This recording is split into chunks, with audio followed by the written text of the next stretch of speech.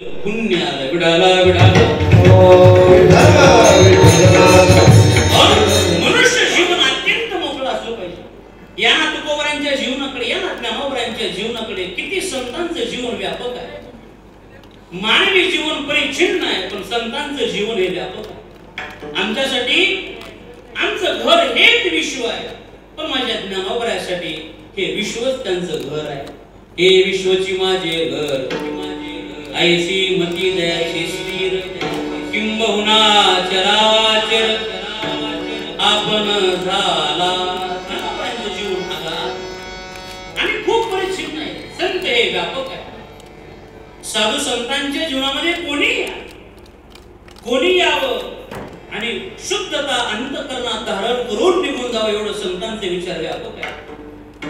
आपण सारखे करीते तात्काळ नाही, काळ वेळ ते लागे, हे संतांचं जीवन।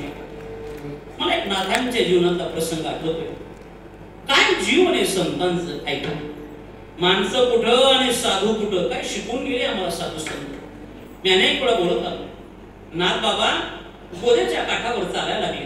ऐका बरं, नाथांनी एक दृश्य पाहिलं। गोद्याच्या पात्रामध्ये एक विंच बुडायला लागला, हे माझ्या नाथ बाबांनी पाहिलं।